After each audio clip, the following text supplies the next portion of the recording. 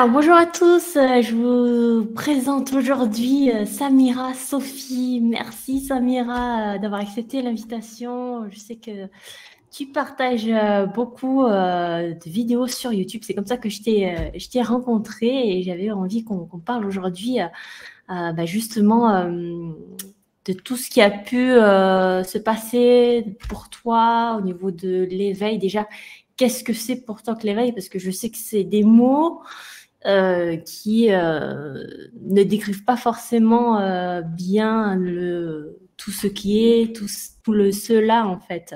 Donc, comment toi tu l'expliquerais? Moi, à la base, il n'y avait pas tout ce vocabulaire spirituel. Je n'étais pas du tout spirituelle. Ouais. Donc, même le mot éveil, je ne connaissais pas. Mm.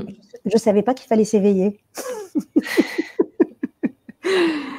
Surtout qu'il n'y a personne qui s'éveille, en fait. Donc, c'est ça aussi qui est très drôle. Moi, ce que je cherchais, c'était l'amour. Et je cherchais l'amour véritable, en fait, sans savoir ce que c'était. Et je dis toujours, je ne cherchais pas Dieu, en fait. Dieu ne m'a jamais intéressée. Moi, c'était l'amour, le vrai. Ouais. Et je le cherchais notamment auprès des hommes.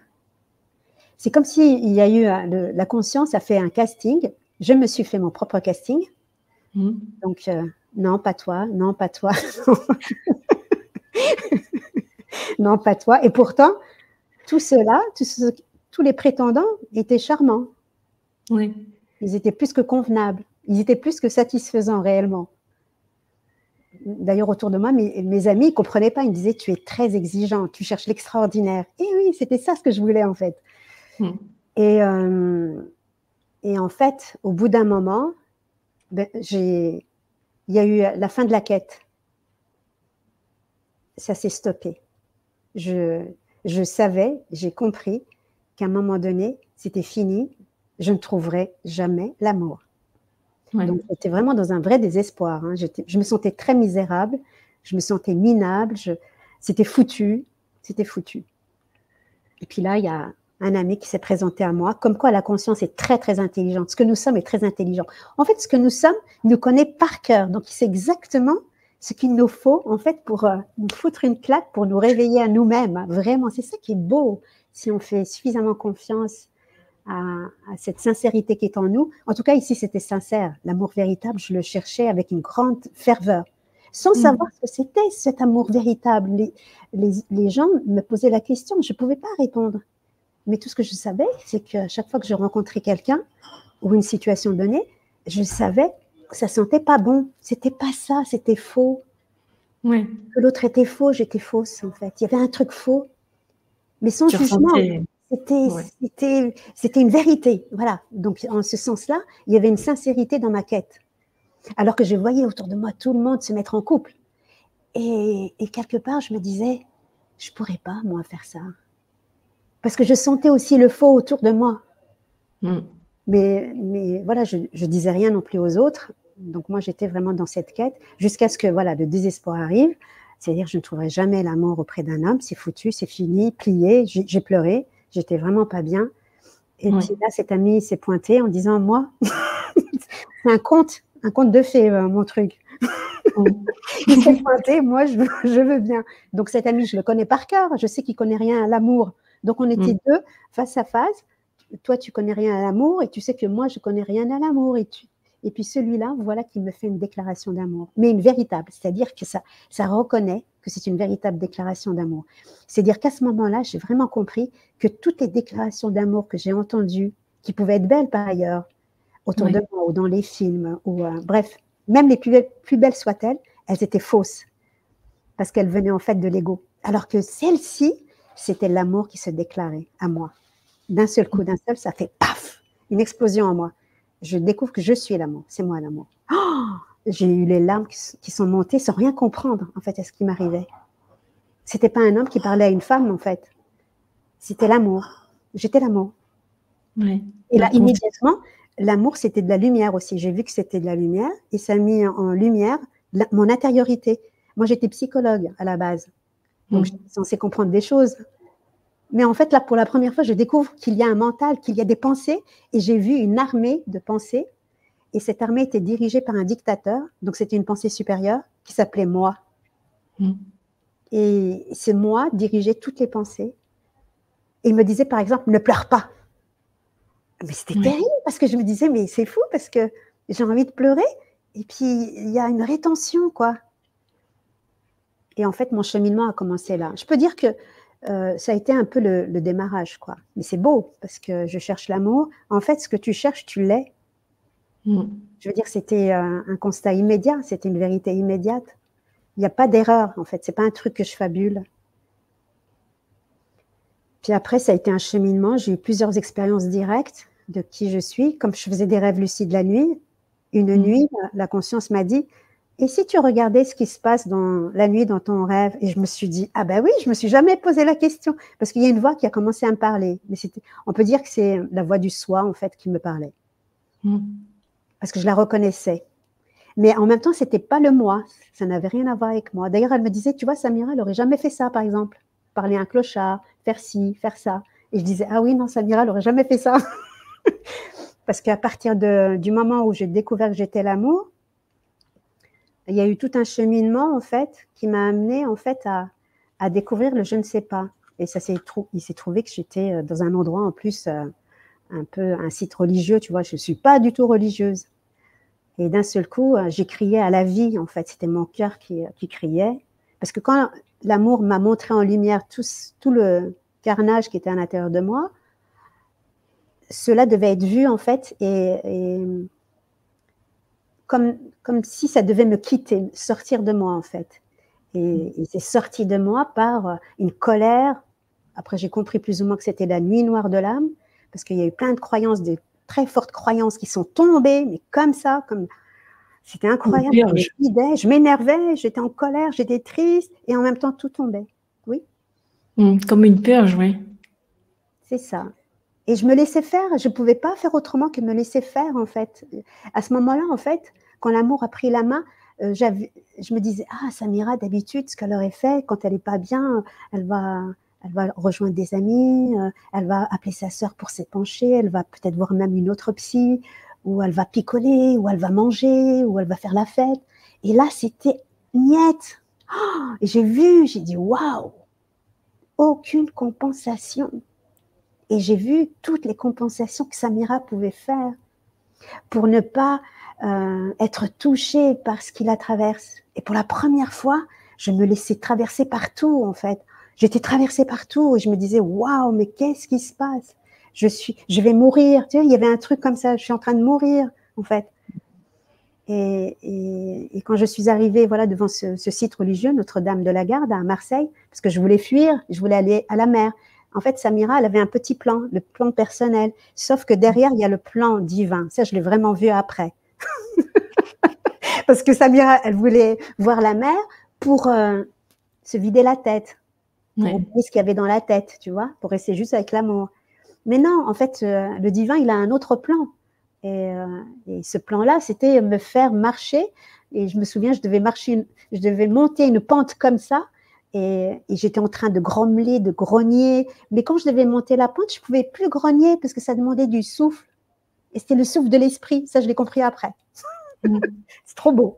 C'est-à-dire, je voyais, je disais, ah ben quand je vais arriver en haut, là, je vais insulter la vie, je vais insulter tout le monde.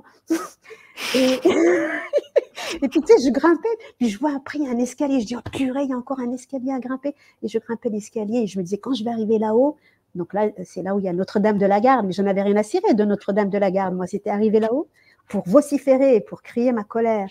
Mais en fait, quand j'arrivais là-haut, le souffle de l'esprit avait déjà fait le travail. C'est très, très beau. Et quand je suis arrivée là-haut, ben, il n'y avait plus cette colère. Donc, je me suis dit, mais qu'est-ce qui se passe? Elle est où cette colère? En fait, il y a du pipeau en moi. Et il y a eu un je ne sais pas qui est sorti. Donc, j'ai commencé à crier, je ne sais pas, je ne sais pas. Et pareil, j'étais très étonnée parce que Samira, c'est Madame Je sais tout. Donc, ça ne pouvait plus dire le mensonge. Ça disait je ne sais pas. Et au départ, c'était un je ne sais pas de colère. C'était un je ne sais pas de mal-être, un je ne sais pas de doute, d'incertitude. Et puis, plus je disais je ne sais pas, ça a duré 3 jours, cette histoire, 2 jours et demi. Que ce je ne sais pas s'est transformé au bout de 2 jours et demi à un je ne sais pas joyeux. Je ne sais pas, tu sais, mais je ne sais pas, mais je suis trop contente de ne pas savoir. Tu vois, c'est une vérité. Je suis le mystère, en fait. Waouh! Et toute ma vie, on m'a dit, tu dois savoir, Samira, tu dois savoir. Pour avancer dans la vie, il faut savoir. Et là, d'un seul coup, je ne sais pas. Et je rentrais dans un océan, en fait, illimité. Il n'y avait plus de limite au je ne sais pas. C'était beaucoup plus puissant que celui de savoir. Et tu vois, l'éveil, je ne peux pas le nommer, moi. On peut dire que c'est l'entrée dans le courant, l'entrée dans cela que nous sommes. Mais j'étais quand même encore identifiée avec le je ne sais pas, mais ce je ne sais pas avec l'amour, tu vois, c'était comme des piliers. Ça se renforçait, puis surtout, j'ai découvert la joie et le réel. Moi qui étais psychologue, j'avais beaucoup travaillé sur le réel, sans comprendre ce que ça voulait dire. Et tous mes amis semblaient savoir ce que voulait dire réel. Et moi, j'étais toujours là. Je comprends pas, je comprends pas. Et souvent, d'ailleurs, on me calculait pas, parce qu'on se disait, non, mais elle comprend rien. Parce qu'eux, ils étaient dans le réel de ce monde apparent, en fait. Mais moi, je me disais, il y a un truc avec le réel, il y a un truc qui m'échappe, je ne comprends pas ce qu'est vraiment le réel. Et là, d'un seul coup, avec le je ne sais pas, c'était je suis le réel, sans comprendre ce que ça voulait dire. Et dans ce je suis le réel, il y avait une joie puissante qui était là, et une foi. Moi, je n'ai jamais connu la foi, je ne sais même pas ce que ça veut dire le mot foi, mais là, ça disait la foi est là, la foi et la joie. Et c'est là où je suis rentrée chez moi en méditation, et puis après, j'ai vécu ce que certains ont pu vivre, des expériences, tu vois, de voyage astral, des expériences. Et puis aussi, j'ai découvert le mystère. La conscience, en fait, m'a montré qui elle est, qui je suis. Mais ça, je ne savais pas encore que c'était moi, vraiment moi. Elle me montrait la Terre, comment a été constituée la Terre, comment a été constitué le Soleil, comment a été constituée la Lune, comment a été constitué le temps, comment sont constituées les mathématiques, que tout est mathématique. En fait, tout ça, et à chaque fois, ça m'amenait au mystère. À chaque fois, elle me montrait que c'était que des hypothèses posées par les hommes sur comment est venue la Terre, les hommes, le temps, l'espace, machin. En fait, à chaque fois, ça m'amenait à la Terre, jusqu'à moi-même. Moi-même, je suis le mystère. Et pareil, comme le je ne sais pas, un mouvement de joie avec le mystère, mais qui était ancré en moi. C'était d'un seul coup, c'était beau, en fait, le mystère. Je suis le mystère, je suis mystérieuse. Et tout est mystère, en fait. Donc, en fait, ça ouvre le champ, tout s'ouvre, en fait. Les étiquettes commencent à sauter sur moi-même, sur ce qu'il y a autour de moi. Ça s'ouvre, en fait. Même mes sens s'ouvrent. Puis là, voilà, les voyages astral, des pouvoirs de guérison. Mais en fait, tout ça ne m'intéressait pas. Et même le pouvoir de guérison, je me souviens, parce qu'à l'époque, j'étais psychothérapeute, je recevais des personnes et la personne me dit « j'ai mal au genou », il suffisait que je regarde le genou, mais c'est comme si je n'y croyais pas. D'ailleurs, je n'y croyais pas, mais bon, je jouais le jeu. Mais la personne partait, elle n'avait plus mal au genou. Ou elle arrive, elle a des maux de ventre, ou elle n'a pas ses règles, et puis la personne, elle a ses règles, ou elle n'a plus de maux de ventre. Ou elle ne sait pas méditer, et puis d'un seul coup, le truc, elle le fait de manière instantanée. Mais il suffisait juste que la personne me dise la chose, et que moi, tu sais, je mets mon attention, et la chose se fait. Donc, je savais que ce n'était pas Samira qui le faisait. Il n'y avait même pas une intention de ma part, en fait. Il y avait juste le cœur, en fait, d'écouter l'autre, c'est tout. Mais tout ça ne m'a jamais intéressée, en fait. Les pouvoirs, le voyage astral, découverte d'autres dimensions, ça ne m'intéressait pas, en fait. Jusqu'à, voilà, vivre la nuit, voilà. En fait, j'ai réalisé qu'on pouvait se commander soi-même, c'est-à-dire que si on écoute bien, en fait, les choses arrivent. Quand on m'a dit, regarde ce qui se passe la nuit, et comme je faisais des rêves lucides, j'étais dans un rêve lucide, et puis d'un seul coup, j'ai posé la question à l'intérieur du rêve. Donc, il y avait Samira qui disait, c'est quoi ici, quoi. Et moi, je regardais. Donc, je ne savais plus. J'étais là, mais c'est qui regarde? Qui est où? Et puis, Samira, dans le rêve, elle faisait la fête. Puis, je me disais, c'est bizarre, parce que Samira, ça, c'était avant. Elle faisait la fête, mais là, elle ne fait plus la fête. C'est bizarre. Et puis, elle a perdu ses clés. Regarde comme c'est beau. Elle perd ses clés pour entrer chez elle. Et elle se rappelle, ah oui, la nuit, avant de me coucher, j'ai dit, il fallait que je parle à la conscience. Alors, elle lève la tête. C'était trop drôle à voir. Puis elle lève la tête sur rien. Et il y a moi qui vois, en fait. Et elle dit, j'ai perdu mes clés. Est-ce que tu veux bien m'aider à les retrouver? Et puis moi, je vois bien que ça répond pas, que je suis cela qui ne répond pas, et elle qui attend une réponse. Mm. Elle ne vient pas. C'était trop beau.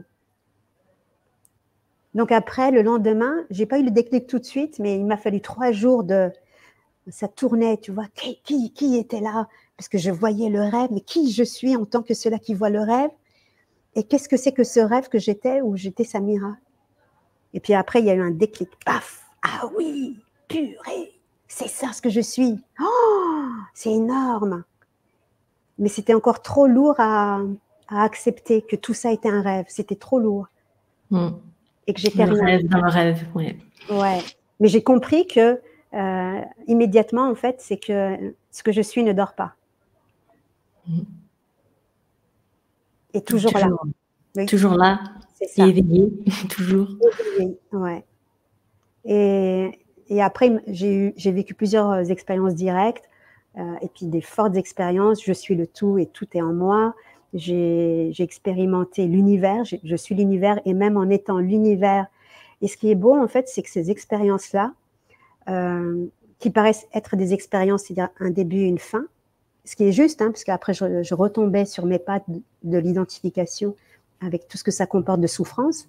Mais j'étais quand même contente de savoir qui je suis, même si je retombais dans les trames de l'identification. J'étais quand même très heureuse, et j'ai longtemps bifurqué entre ceux-là qui regardent, comme dans le rêve en fait, et ceux-là qui jouent du rêve. Tu vois? Oui. Lui, il pouvait être très perturbé, et lui, hyper calme. Donc, j'avais encore du mal à lâcher prise avec ça, en fait, avec l'identification. Parce que ça fait des allers-retours.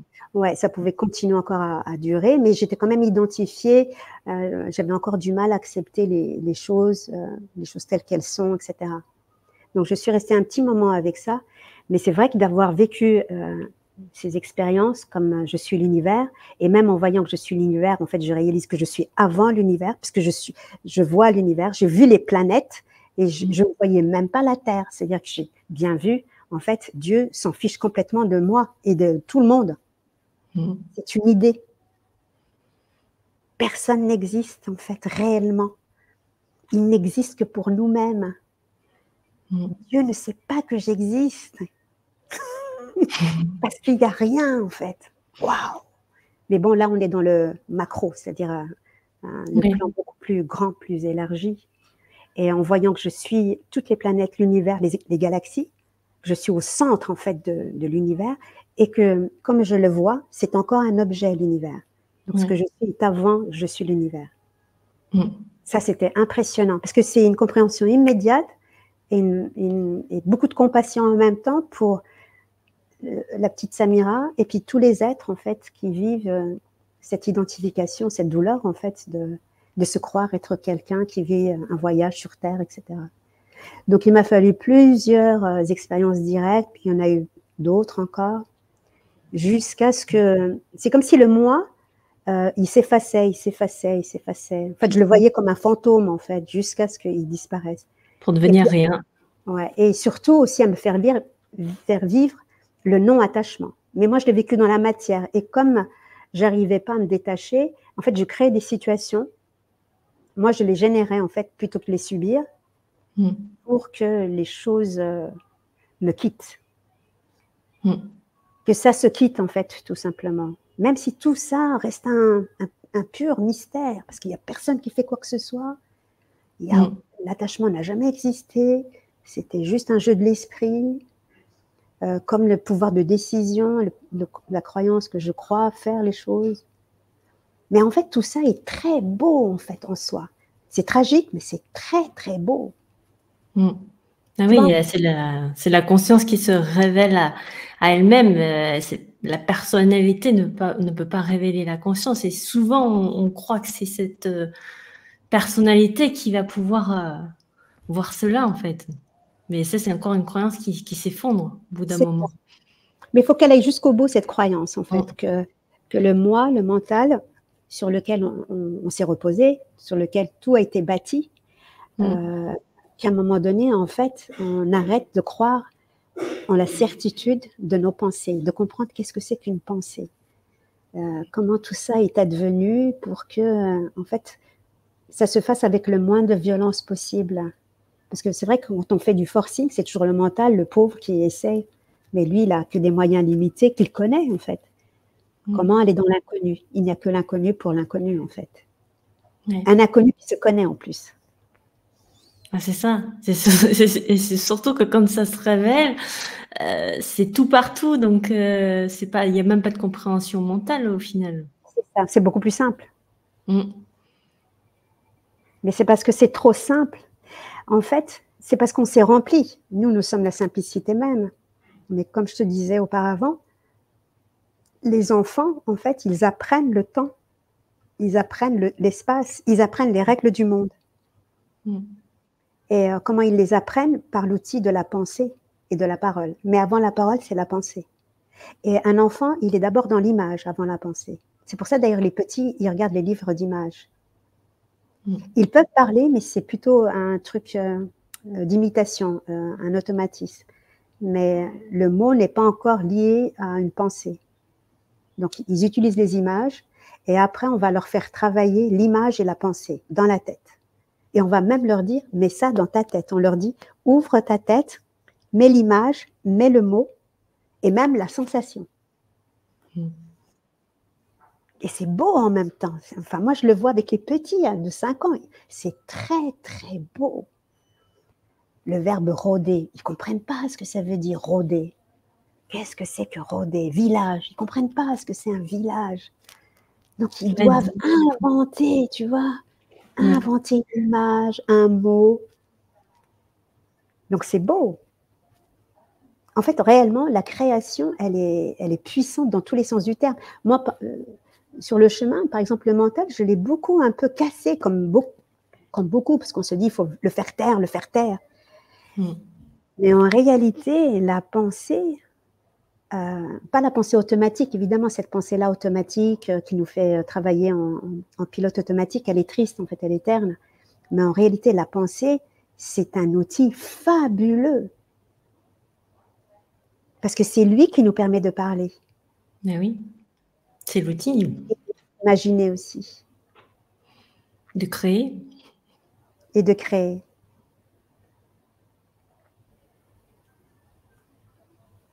Donc, tout est juste. En fait, tout reprend sa place, quoi. Tu vois.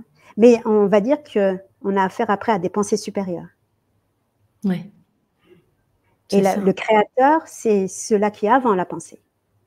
En fait, la pensée, elle vient traduire l'élan. Elle vient traduire ce que veut cette conscience, cette présence, ce qu'elle a envie de goûter, en fait. Donc, ça se traduit en pensée. Et après, en images et en mots, en sensations. Mais c'est vrai que si on s'attache qu'à ça et on croit que c'est ça la vérité, et on croit que c'est ça qui dirige, on est foutu, là. C'est vrai on rentre dans le limité, dans le séparé, dans le non-présent, on est dans le temps. Et on attend d'autres pensées qui soient meilleures. C'est ça. Mais justement, comme tu as dit que tu étais psychologue du travail, en plus tu as fait aussi des psychologues sur les plateaux télé, etc. C'est un métier qui, pour toi, s'est effondré parce que voilà, il y a plein de croyances qui se sont effondrées. Comment tu l'as vécu, ce retournement? Parce que je sais qu'il y a beaucoup de personnes en ce moment qui ont des métiers, tu vois, très intellectuels, à responsabilité, mais qui sont beaucoup dans la souffrance et n'acceptent pas forcément de changer pour un autre métier qui est peut-être pour eux moins de valeur. Parce que souvent, on a besoin d'être quelqu'un avec des capacités, du potentiel, etc. Je sais qu'à un moment, je crois que tu as arrêté d'être psychologue, tu as fait des petits boulots, tu es revenu à du ménage, mais moi j'avais fait pareil aussi. Et là, tu réalises ce que tu es davantage. Comment toi, tu l'as vécu, ce passage-là? En fait, si on écoute vraiment son cœur, mais comme on ne le fait pas, parce qu'en fait, tout est basé là-haut, on est tous dans un esprit soi-disant rationnel, on est tous dans un esprit soi-disant de raison, Mais en réalité, la puissance, c'est le cœur, c'est en bas. Mais comme on ne nous a pas appris à écouter le cœur, on nous a plutôt appris à respecter les règles du monde, les lois du monde. Et les lois du monde, c'est le QI. C'est pas le quotient du cœur, en fait. Pas le quotient émotionnel, parce que celui-là, il est variable. Mais le vrai cœur, parce que le cœur, il ne change pas. Le mental, il bouge tout le temps. Mais en réalité, le cœur, il ne change pas. Le cœur, c'est la douceur. Le cœur, c'est l'amour. Le cœur, c'est la tendresse. Le cœur, c'est plutôt ce qui est lent, ce qui est souple, ce qui est soyeux. Ça se reconnaît, en fait. Mais on ne veut pas l'écouter. Et moi, pendant très longtemps, en fait, j'avais ma petite idée, parce que ça venait du cœur. Et là, c'est l'idée suprême, en fait, qui vient du cœur, que je n'avais rien à faire dans ce que je faisais. Mais je le savais depuis le début. En réalité, tout le monde le sait depuis le début, mais il y a une telle énergie dépensée pour contrer le cœur. En fait, ce que l'on fait, c'est qu'on est en train de contrer l'univers. C'est pour ça qu'on souffre. Parce qu'il y a une force supérieure à laquelle nous, on dit non, non, non, je veux ça. Et puis tant pis, même si je souffre, même si je suis malheureuse, mais j'ai mon confort. Je ne vais pas tout revoir. Je ne vais pas tout remettre en question. Ça ne va pas, non. J'ai mis des années pour construire ça. Donc, tu ne vas pas venir me dire maintenant, toc, toc, toc, j'ai quelque chose de bon pour toi. C'est trop tard. Tu vois, je pense que pour les êtres humains, il y a un peu ça, ce défi-là, quoi. Donc, il faut être un peu fou, quelque part, pour accepter. Donc, une forme d'humilité, en fait. D'ailleurs, quand on s'éveille à soi-même, c'est vraiment l'humilité, parce que tu ne fais rien, en fait. On ne fait rien. Tout se fait par lui-même. C'est ce divin. On n'est que en gratitude, en fait, de ce qui se produit. Donc, quelque part, c'est vraiment d'abord se délester, en fait, d'arrêter de vouloir faire. Et surtout, en plus, de vouloir faire bien et de toujours se sentir indigne. Donc, à la fois, on veut faire bien, et puis il y a toujours ce sentiment d'être indigne. C'est terrible, en fait, la douleur qui existe chez l'être humain. Je parle de l'indignité parce que je l'ai traversée. Oui. Comme la solitude, je l'ai traversée jusqu'à découvrir, en fait, qu'on est tout. Donc, de descendre vers le cœur. Mais on va dire que chez moi, c'était un peu plus facile, parce que comme je me suis éveillée à moi-même, quitter le job, qui était super bien payé, où j'avais quand même un statut, tu vois, une reconnaissance. Je passais en plus à la télé. Et encore, quand je passais à la télé, j'en avais plus rien à cirer déjà, là. Parce qu'on m'appelait l'experte, ça me faisait rigoler. Parce que je suis expert de rien du tout, mais on va jouer le jeu. Et là, ça devient amusant, sauf qu'à un moment donné, en fait, comme j'étais quand même sur une voie de douleur, parce que la psychologie du travail, je rencontre que des gens en souffrance. Et pourquoi en souffrance? En réalité, c'est pas tant que le monde est dur, que le travail est dur. En réalité, c'est à chacun individuellement de prendre responsabilité, en fait, de ce qu'il y a en lui, de ce qu'il porte. Pourquoi tu veux continuer à porter ce fardeau? Et ne serait-ce que de s'arrêter. D'ailleurs, la maladie est vraiment très, très bonne quand on tombe malade. En fait, on croit que tomber malade, c'est mauvais, mais en fait, tomber malade, c'est être en bonne santé. Sinon, tu meurs, en fait. Le corps, il meurt, il décède. Donc, le fait de se replonger en soi et puis vraiment de voir que ce que tu veux vraiment, c'est pas ça. C'est pas la psychologie du travail, même si tu aimes être au service des autres. Parce qu'il y avait quand même ce désir-là d'aider les autres, mais c'est pas sur ce plan-là, en fait. Et surtout, je cherchais un truc simple et fun. Et drôle. Et là, d'un seul coup, petit à petit, c'est pas d'un seul coup, c'est venu lentement, en fait. Les contes sont revenus à moi. Dès le moment, en fait, j'ai découvert que j'étais l'amour, en fait, je suis revenue au conte. Et petit à petit, je me suis donné l'opportunité d'aller vers le conte, les contes merveilleux, les contes de fées, etc., qui sont de véritables pistes, en fait, pour aller vers soi. C'est pas juste des contes pour les enfants. D'ailleurs, c'est absolument pas pour les enfants, à la base. C'est des contes initiatiques pour, en fait, permettre à tout un chacun de découvrir ce héros qui se cache en lui. D'accepter de se perdre, parce qu'en fait, dans tous les contes, ces contes-là, on se perd, en fait. Et on affronte des choses. Et voilà, j'ai procédé comme ça, c'est-à-dire je ne savais absolument pas où j'allais, mais à un moment donné, si je te raconte toute l'histoire, c'est très rigolo. Mais pour chacun, en fait, c'est très, très rigolo. C'est-à-dire que je me suis dit, je dois quitter ce job, mais je ne sais pas comment faire. Et tu sais, je suis allée à une formation que je n'avais jamais animée de ma vie, mais j'étais quand même très douée, parce que ça faisait un petit moment que j'étais là-dedans, Oui. Et quand je suis rentrée là-dedans, c'était, devine quoi? Les personnalités difficiles. Toi qui voulais quitter, ça y est, ça revient.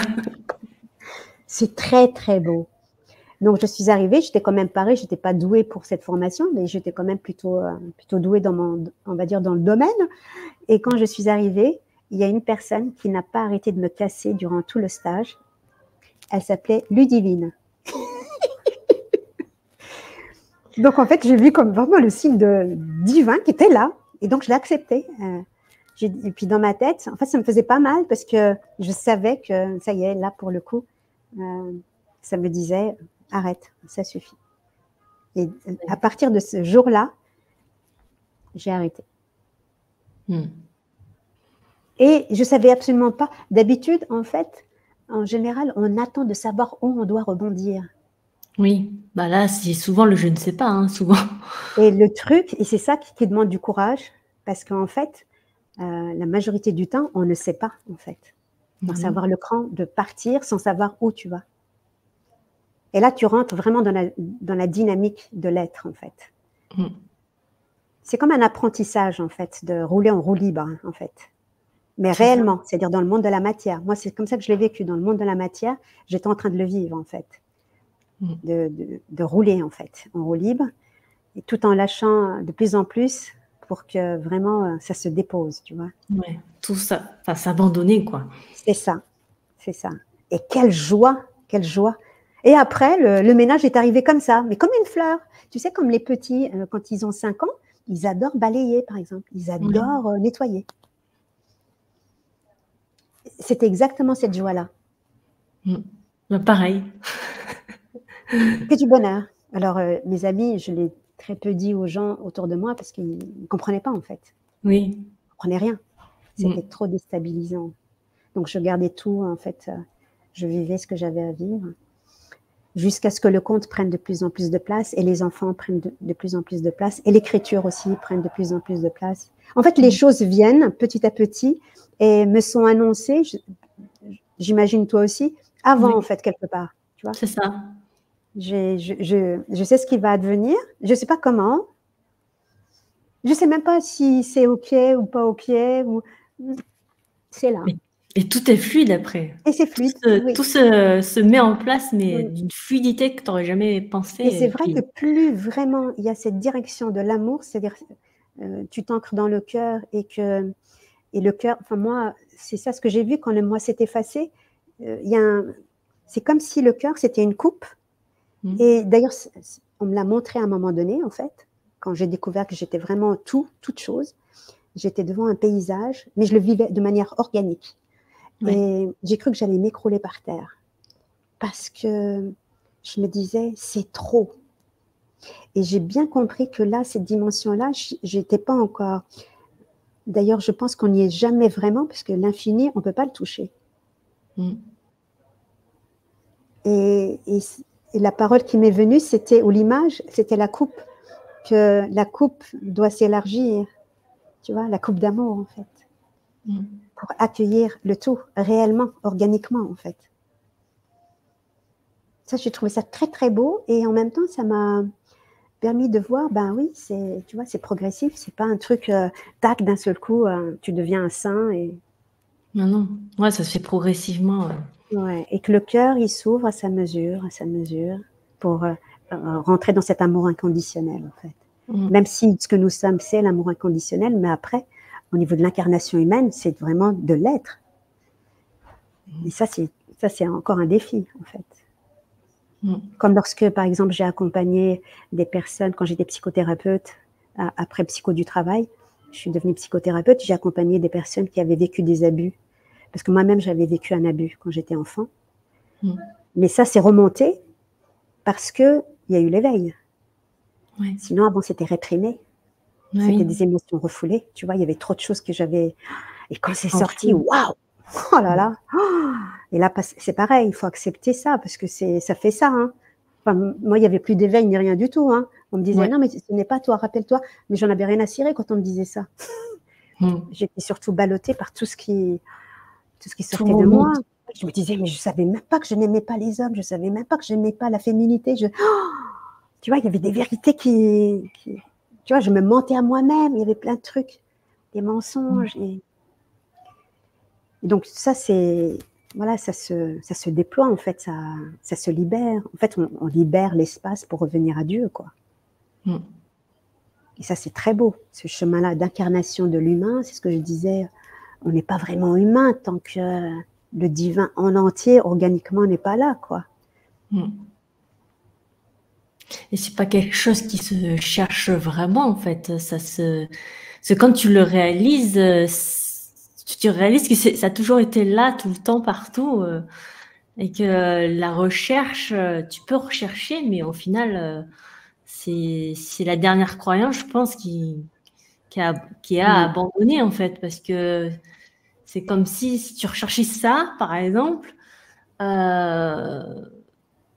mais il y a quelque chose qui se dit que, mais pourquoi tu rechercherais ça? Pourquoi tu te sens, là, maintenant, pourquoi tu te sens pas bien et pourquoi tu rechercherais ça? Et en même temps, c'est le divin, en fait, qui insinue ça en nous. Ben c'est oui. lui qui nous appelle, sauf que nous, le seul moyen que l'on a quand on est identifié, c'est le mental, en fait. C'est ça. Donc, c'est vrai que pendant un temps, on tourne en rond. Ouais, tu cherches, et après, jusqu'à que tu l'abandonnes. Et c'est là où tout arrive, en fait. Tu t'abandonnes l'idée. Et la recherche s'arrête à partir du moment où tu ne trouves plus de solution, en fait. Quand il n'y a plus d'espoir, en fait. C'est vraiment quand il y a le désespoir, en fait. Donc, il faut arriver... En fait, c'est comme de l'énergie dans la recherche.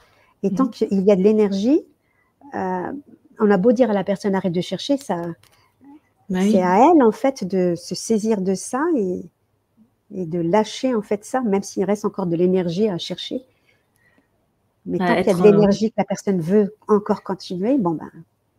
C'est être maître de ses pensées, au final. Si tu réalises, que tu conscientises qu'il y a ce vélo du mental, tu le vois, ça s'arrête. Je pense que ça s'arrête instantanément. Mais encore faut-il s'observer. Ça demande quand même de prendre du temps, de ralentir et de s'observer avec beaucoup d'indulgence et avec minutie aussi. C'est-à-dire être un peu comme un chat, tu sais, qui est là et qui attend que la souris sorte. Donc, c'est être vraiment vigilant, voir les mécanismes. Et en fait, plus les mécanismes sont vus, plus tu comprends ce qui se joue. La pensée, en fait, c'est une énergie. En fait, elle n'est même pas violente, elle est très douce. Une pensée, c'est très doux en réalité. Et ça traverse le champ. En fait, ça ne veut rien faire. Ça ne nous appartient même pas. Elle ne cherche rien. En fait, une pensée ne sait même pas qui elle est. C'est nous, en fait, qui lui donnons du sens. Une pensée ne sait pas qui elle est, en fait. Mais c'est toi qui lui dis, mais toi, tu es violent. Elle te regarde, ah oui, c'est moi la violence. Toi, tu es le doute. Ah bon, je suis le doute. D'accord, je suis le... C'est un jeu de dupe, en fait. Mais à partir du moment où tu la vois, l'incertitude qui arrive, ou la peur qui arrive, ou l'amertume qui arrive, ou la colère, tu la vois. Et en fait, c'est très beau à voir parce que, tu sais, ça vient, si tu mets ton attention dessus et que tu l'attires vers toi, ben, elle va créer ce qu'elle est censée créer, ce que tu as voulu qu'elle crée, en fait. Donc, du grabuge. Et après, elle dit, regarde ce que j'ai fait. J'ai foutu en l'air ta paix. Mais comment une pensée peut mettre en branle ma paix impériale? C'est une imagination, en fait. C'est fort. Hein. C'est exactement... Moi, j'ai fait du théâtre. Je ne sais pas si tu en as fait aussi. Un petit peu plus jeune, ouais. Bah, le théâtre, c'est ça. Tu as un personnage, il doit se mettre en colère dans certaines situations. Bah, tu dois créer une voix off, c'est-à-dire des pensées, pour te mettre en colère.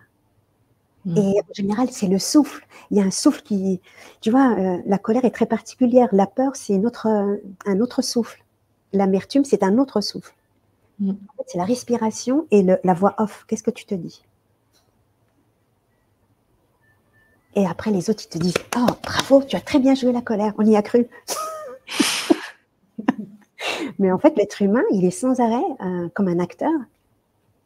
Mais il le joue de manière puissante, avec vérité, parce qu'un acteur, il doit être vrai. C'est faux, mais il doit être vrai. Et en fait, nous sommes des acteurs. Là, maintenant, ça me fait rire. Il y a que ça soit de l'extérieur ou moi-même, en fait. Ça me fait Oui. Je me dis, Là, on joue à partager, tu vois. C'est encore dans le rêve. On joue à partager. Je me souviens d'une fois, j'avais fait une vidéo, je crois, où je faisais ça. Je disais, mais qu'est-ce que je suis en train de faire? Parce que c'est le rêve. Je parle à moi-même. Mais qui doit se réveiller? Personne. Et même la conscience, en fait, elle n'a pas besoin d'être consciente, d'être consciente. Ben non. Ce sont des étapes, en fait, que nous, sur le chemin, peut-être, pour certains en tout cas, on doit mener. Mais en réalité, la conscience, Dieu n'a pas besoin de se dire qu'il est Dieu. Mais il y a comme un désir de connaître l'opposé. Je suis l'amour, mais je ne sais pas en vérité que je suis l'amour, puisque je suis l'amour. Donc, il faut que je connaisse l'opposé. Par exemple, la haine, même si l'amour n'a pas d'opposé, mais il faut que je connaisse le désamour pour remonter la pente. En fait, être triste, d'être malheureux, triste. Toute la journée, tu es triste. Ouais. Tu es triste. Et tu goûtes à la tristesse. Mais en général, on n'aime pas trop goûter à la tristesse, aux larmes, alors qu'en fait, les larmes, la tristesse, tous les états, en fait, sont très beaux. Tu le vis pas de la même façon maintenant, du coup. Ah ben non. Ben, il n'y a plus d'attachement. Non. Et même quand j'en vois, en fait, sur le coup, ça peut me faire un truc, mais après, je me dis d'abord merci, soit la situation, soit la personne.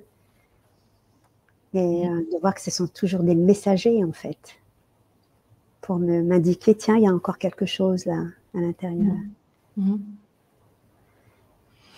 Et ouais, et comment tu l'intègres tout ça dans ton quotidien, justement, parce que c'est souvent inaudible pour la plupart, pour l'entourage, la famille, etc. Comment tu partages cette compassion? Moi, c'est par la présence, comme tout le monde, je pense, juste par la présence. Ouais. Par exemple, dans cette école où j'interviens, il y a des adultes, il y a des maîtresses, en tout cas des grands, on va dire, qui cherchent parfois à me parler, etc. Et je ne parle pas beaucoup, en fait.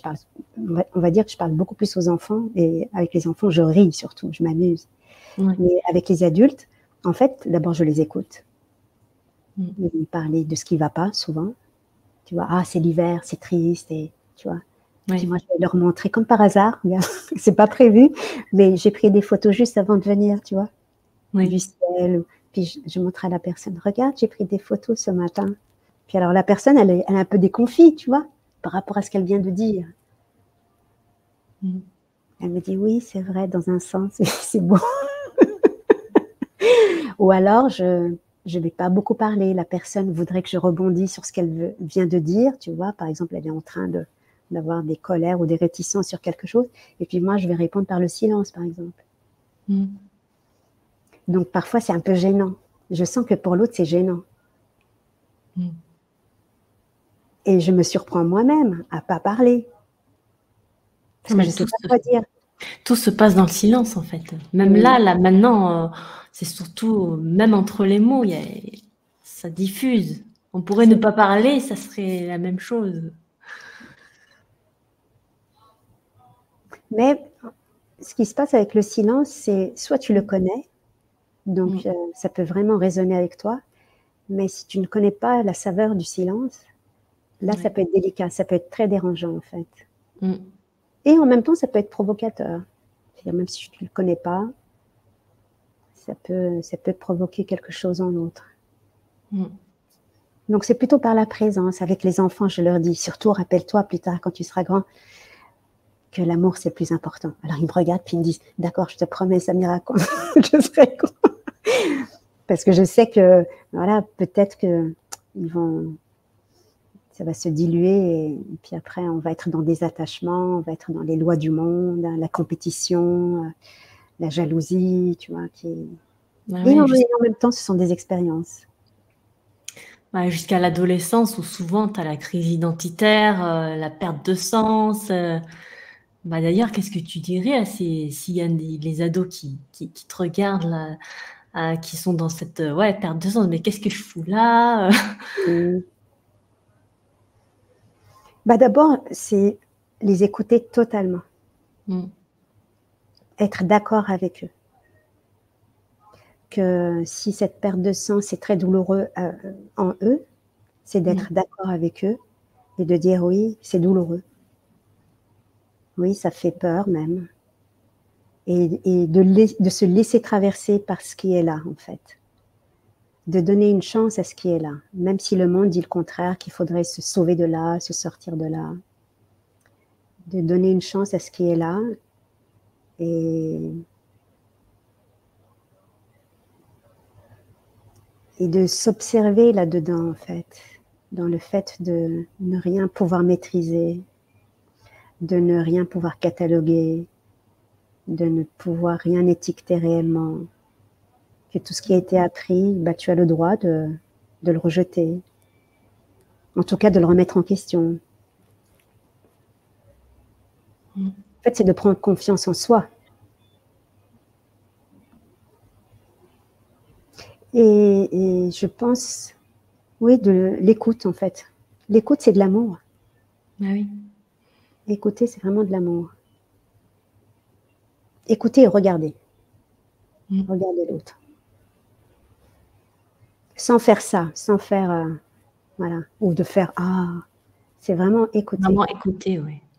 Être présent, c'est être présent, quoi. Ouais.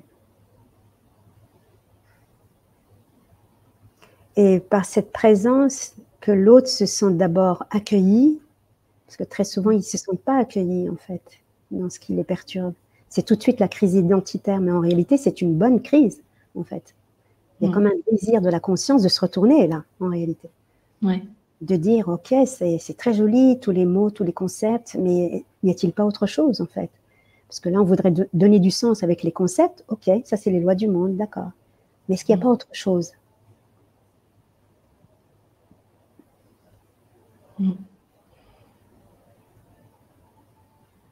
Et de revisiter, qu'est-ce que tu as appris? Regarde, depuis quand tu l'as appris? Est-ce que ce sont des connaissances que tu as eues par toi-même ou on te les a appris?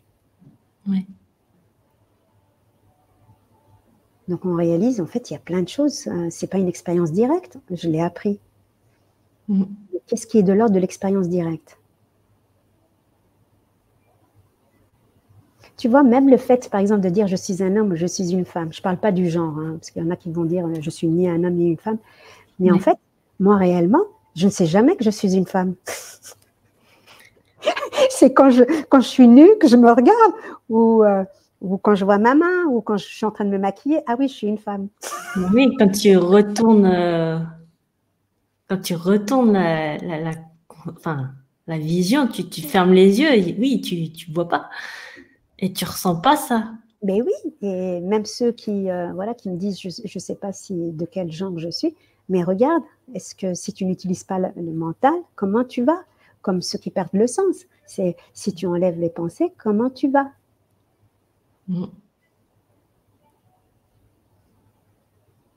Et de regarder tout ce qui vient après je suis. Je suis un garçon, je suis pas bien, je suis malheureux, je suis en déroute. Ok, il y a tous les mots qui changent, mais il y a quelque chose qui ne change jamais en fait. C'est le je suis. Et celui-là, on l'a jamais en fait interrogé. On n'a jamais regardé de près. Qu'est-ce que c'est je suis? Tout le monde m'a dit que je suis ci, je suis ça.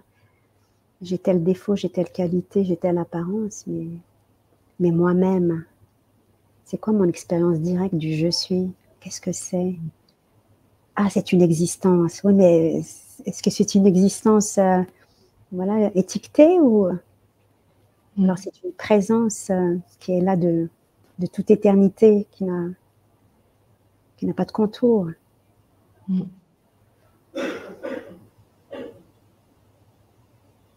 Et ça peut faire frémir, c'est beau, parce que c'est les frémissements de l'être.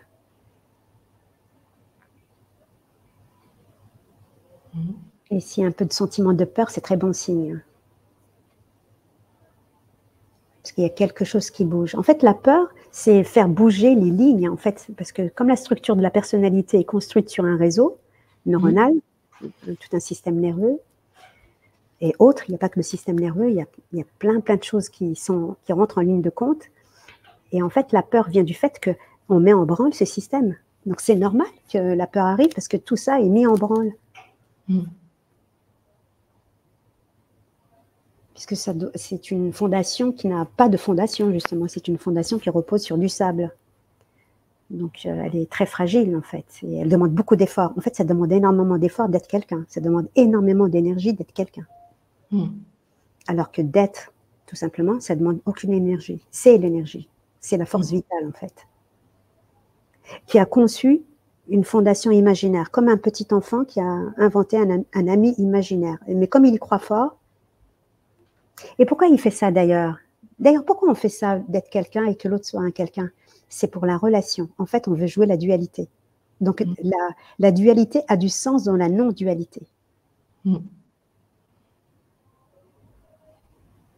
Parce que je veux un autre. Pourquoi? Parce que je me sens seule. Parce que le un, il est seul.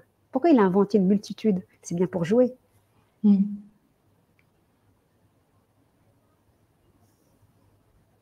Et qu'est-ce qui fait courir les êtres les uns après les autres? C'est l'amour, en vrai. Mais on veut aimer, on veut être aimé. Et on a oublié que nous sommes d'abord l'amour. L'enfant, il le sait au départ. Le tout petit, il le sait. Mais après, il l'oublie. Parce que comme l'autre le rejette, par exemple, ou l'abandonne, d'un seul coup, il ne se sent pas aimable. Et le sentiment d'indignité commence à faire son entrée. Et après, on oublie carrément que nous sommes l'amour. Et surtout qu'il y a des situations qui font qu'on a très très mal. Et du coup, notre amour qui est très beau, on veut le protéger. Mais à force de le protéger, on l'a tellement enfermé qu'on ne le voit plus. On n'y croit plus. C'est dingue, hein, c'est horrible. Hein. Ouais. C'est horrible. En fait, quand tu vois le tragique, c'est horrible. Tu crois que c'est l'autre qui va t'apporter le bonheur. Tu crois que c'est une situation de travail. Tu sais, même les gens qui se sentent mal dans leur travail, en fait, ce n'est jamais le travail le problème. Jamais, jamais. En fait, au contraire, si un travail te fait mal, en fait, c'est l'occasion, l'opportunité pour toi de revenir à « je suis ». Ou la relation qui ne va pas, ou la relation amoureuse, ou la relation parentale, ou la relation avec un enfant.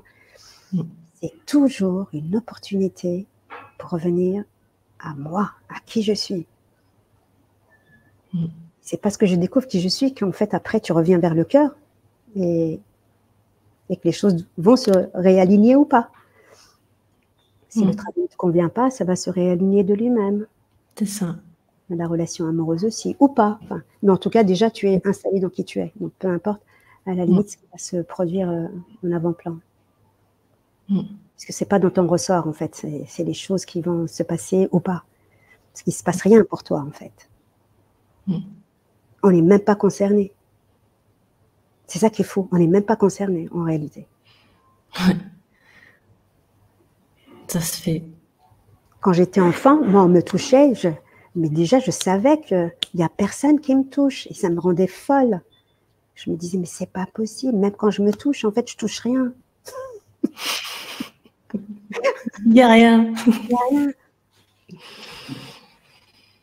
En fait, on a plein d'informations depuis l'enfance qui circulent. Parce qu'en fait, tout est Dieu. Donc, tout est signe, tout est symbole pour nous éveiller à nous-mêmes, en réalité. Depuis toujours, en fait. Moi, enfant, je pense que vers 8 ans, j'ai vu un film quand j'étais petite. C'était une petite fille qui montait dans une haute tour et son petit doudou est tombé et elle a chuté avec. Donc, tu peux imaginer, elle s'est écrasée. Elle est morte, en fait. Et après ça, il y a une voix qui me disait « je suis morte ». Ça n'arrêtait pas de me dire « je suis morte ». Donc, je ne comprenais rien parce que je savais qu'il y avait quelque chose qui n'était pas là, qui était mort. Et en même temps, je me disais « mais je ne comprends pas, je suis quand même vivante et je suis là, quoi ». Et ça disait sans arrêt « je suis morte ». Waouh, tu te rends compte? En fait, j'avais vécu déjà un éveil là, mais à ce moment-là, je ne savais pas ce que c'était. Ouais. Donc, j'étais déjà familiarisée avec la mort, en fait. L'idée de mourir avant de mourir, tu vois. Mais il n'y avait personne pour m'aider à comprendre ce millimélo. Ben oui, c'est des petits morceaux de puzzle qui sont placés. Aussi, peut-être, les reviennent. C'est ça. C'est placé au fur et à mesure. Et puis après, ça, quand c'est le moment, ça se regroupe tout. Et puis... Et en même temps, je veux dire, la vie humaine, elle est quand même sacrée, tu vois. Elle est magnifique. C'est un défi quand même. C'est un sacré défi. Elle est magnifique, mais en fait, tout est là pour chacun de prouver qu'il est Dieu. Mais tant qu'on réside dans l'identification à ce quelqu'un et donc dans la peur, donc dans l'éloignement qui nous sommes, eh bien, on va recevoir à hauteur de cette peur le même degré de souffrance, en fait. Ouais. Mais c'est pas pour nous faire mal, en fait, c'est surtout pour nous permettre de voir les choses telles qu'elles sont. De blâmer, blâmer, blâmer. En fait, c'est l'âme qui est tout en train de blâmer, de riposter, de revendiquer, de manifester sa colère, jusqu'à ce qu'à un moment donné, elle lâche l'emprise sur le corps et qu'elle revienne à l'esprit, en fait, qui est le maître directeur. Et de réaliser combien cette vie est incroyable, en fait. Elle est spectaculaire. Ouais, magistrale. C'est spectaculaire. Pendant un an, c'était en 2013, où la conscience me disait « Regarde qui je suis », tu vois, parce que ça, je l'ai compris après. « Regarde qui je suis, regarde qui tu es ». Donc, elle me faisait voir tous les animaux qui pouvaient exister. Et je redevenais comme un petit, tu sais, qui découvre les livres documentaires. Je me disais « Waouh, tous les animaux qu'il y a !» Mais je me disais « C'est innombrable !» Et puis ça disait « Oui, on ne peut pas les dénombrer. » Oh, je me dis « C'est dingue, ce créateur, tout ce qu'il a fait !» Et les plantes, après, quand j'étudie les plantes, je me dis « Mais c'est impressionnant !» Il y a plein de plantes, et encore, il y a plein de choses qu'on n'a pas encore répertoriées. C'est ça. Mais on a tout figé, en fait. Tout s'est figé avec le temps, les saisons. Et on croit qu'il n'y a plus que ça. Et on est enfermé dans une boîte. C'est terrible. Alors que l'amour est partout. Et ça tient qu'à nous d'avoir l'audace, en fait. Pour goûter, pour déguster. Même quand il y a de la résistance. Je disais à quelqu'un tout à l'heure, elle disait non, tu vois, parce qu'il y a de la douleur. Elle disait non. Je disais, et si tu pouvais rester avec ce nom, rester avec cette résonance du nom, la puissance de ton nom.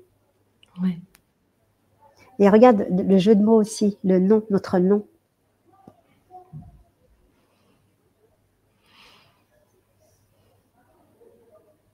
Donc non, je résiste, et en même temps, c'est quelque part, c'est comme si c'était Dieu qui résistait, tu vois, à lui-même.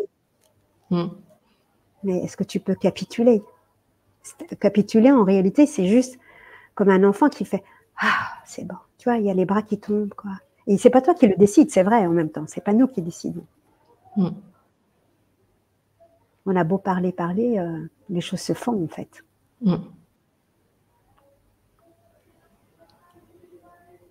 Et c'est la magie.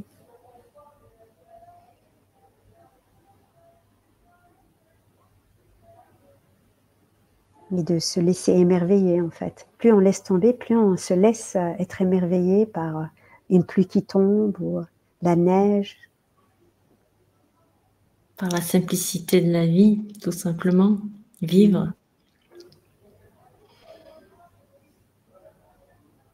Là, les premiers jours de neige, je me souviens, quand on est sorti en récréation, les enfants, ils criaient, et moi, je criais un petit peu avec eux, mais pas trop, parce qu'il y avait les maîtresses, elles allaient me regarder en se disant « Qu'est-ce qui lui arrive à elle? Elle n'a jamais vu la neige !»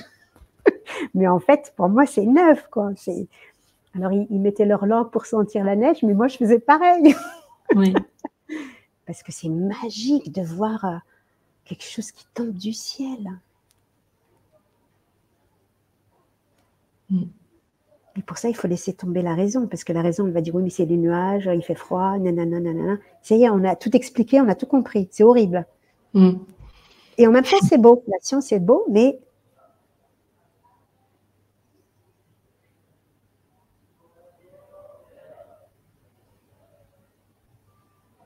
d'être nu, c'est aussi beau. C'est notre nature, en fait, d'être nu.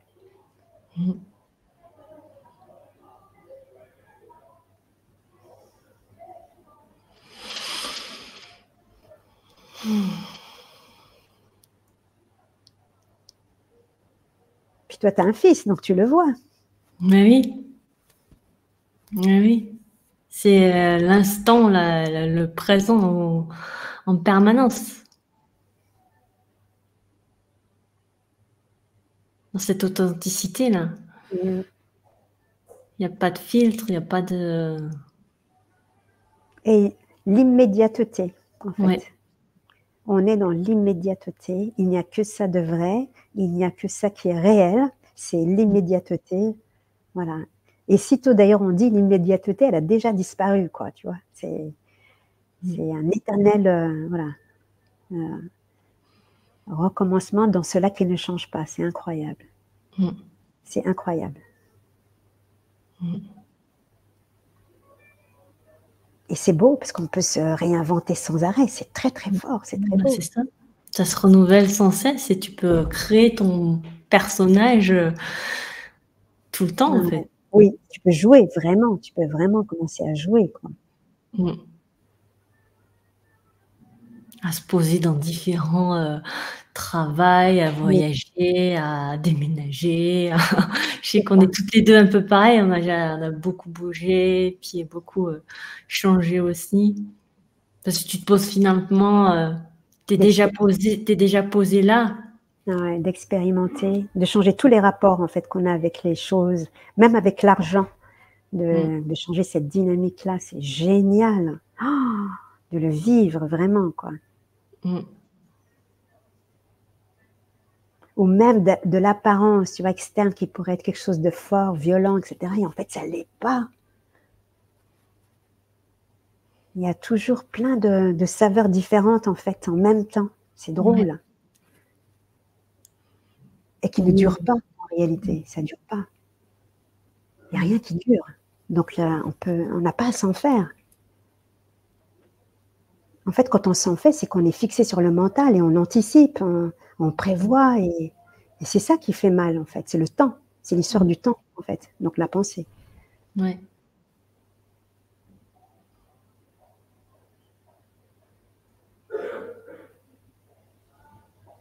Moi, je dis souvent, deviens bête, deviens un peu idiot. Tu vois, il y a un peu de ça, quoi. Deviens un non-sachant. C'est beaucoup plus rigolo. C'est ça. Redeviens l'enfant. C'est ça. Et en même temps, dans ce non-sachant, ça se sait. C'est ça qui est beau. L'information arrive, en fait, à bon escient, tout le temps, à bon escient. Rien n'est faux. C'est ça que je trouve génial, en fait, maintenant. Vraiment.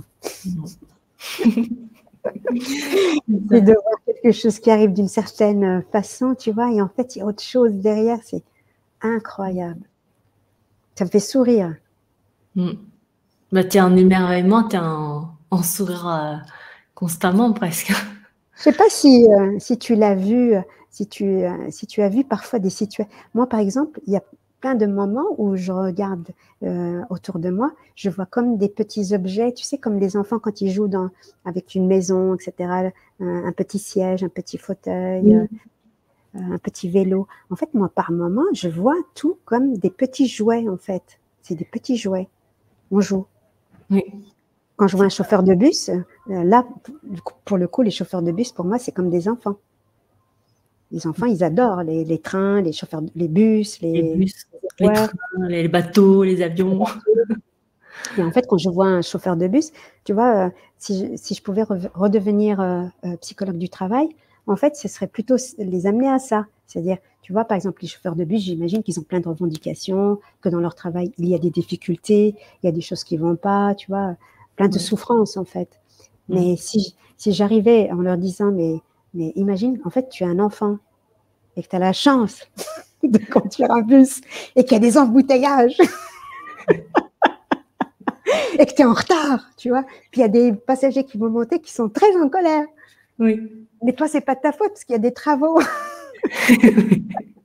Oui, mais l'autre, sa maman, il y a la maman qui doit chercher son enfant à l'école et puis elle est très en retard, elle n'est pas contente. La vieille dame, elle a rendez-vous chez le médecin, elle n'est pas très contente. Et toi, tu te fais sermonner, etc. Je dis, mais imagine, maintenant, tu es un enfant et tu as affaire à d'autres enfants. Mais ça change la donne, en fait. Bah oui. Parce que tout va se jouer. Donc, il y a un sérieux quand même, tu vois, parce que chacun va arriver. Mais si toi, tu joues sérieux, mais en même temps, sans y prêter aucune attention, ça change la donne.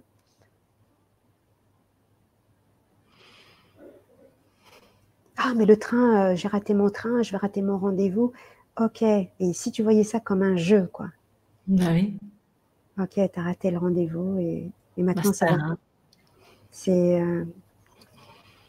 la magie de la vie, de ce qui va se produire, ce qui va se passer. Tu sais pas, en fait. Tu vas rencontrer quelqu'un. C'est ça. Ça se fera autrement. Tu vas rencontrer quelqu'un ou... C'est ça, en fait. C'est rigolo. Enfin, de le voir vraiment dans un autre état d'esprit, en fait. Comme si on était un extraterrestre et on arrive sur une planète et on joue, en fait. Et du coup, ça change. Ça change la donne. Donc, si je devais revenir psychologue du travail, je jouerais plutôt à des trucs comme ça. Tu vois, donc ça serait comme un clown, quoi. Donc, pas vraiment, j'arriverais pas comme psychologue du travail, évidemment, parce que là, on va pas me prendre au sérieux, mais comme pour dédramatiser, en fait, et ramener sur quelque chose de beaucoup plus léger, même si parfois c'est pas évident. On est tellement identifié à son travail qu'on est identifié à tout. De toute façon, on est identifié au corps, on est identifié à son prénom, on est identifié à sa lignée, on est identifié à sa patrie. Et de voir toutes ces identifications, ces étiquettes, en fait, et que si tu enlèves ces étiquettes juste un instant, et de commencer à jouer, de prendre le pari de jouer, ça change la donne, en fait. Donc, c'est notre pouvoir. Le pouvoir, il est là. Mais en fait, on ne se rend pas compte de ce pouvoir du oui que l'on a. C'est incroyable, le pouvoir du oui. On ne réalise pas.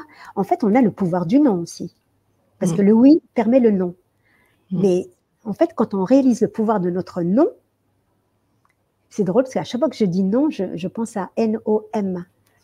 Mais le pouvoir du non, c'est-à-dire, voilà, on veut contrer, on veut résister, c'est OK. Dieu te laisse jouer. Ah, tu veux rester quelqu'un et tu veux te battre, tu veux prendre la place du roi, d'accord.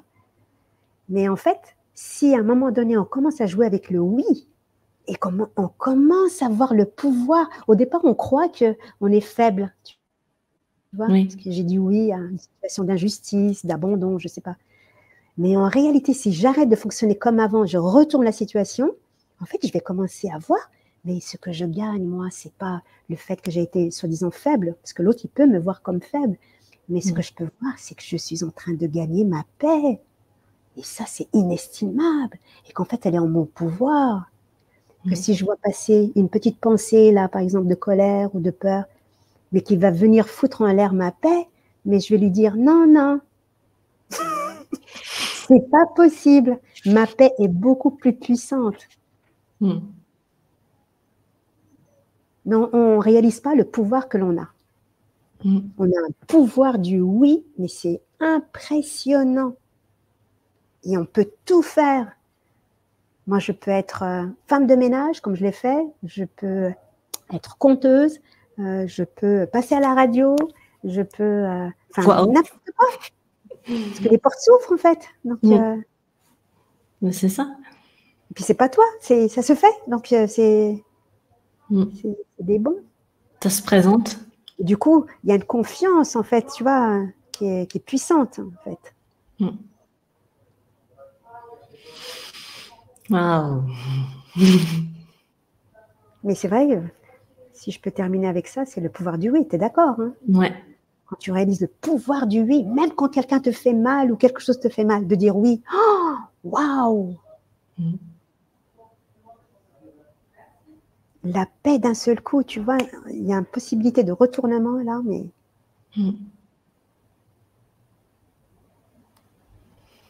Beaucoup de paroles pour finir sur le oui. Oui, oui à la vie. Ouais. Merci, oui Samira. Oui à nous. À nous tous. C'est ça.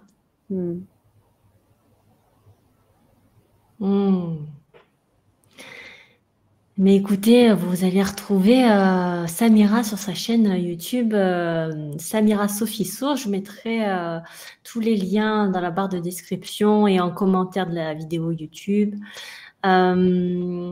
Du coup, j'ai vu que tu proposais des accompagnements. C'est quel type d'accompagnement?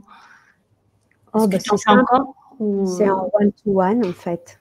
ouais. Voilà, Les tout gens simplement. déposent ce qu'ils ont déposé.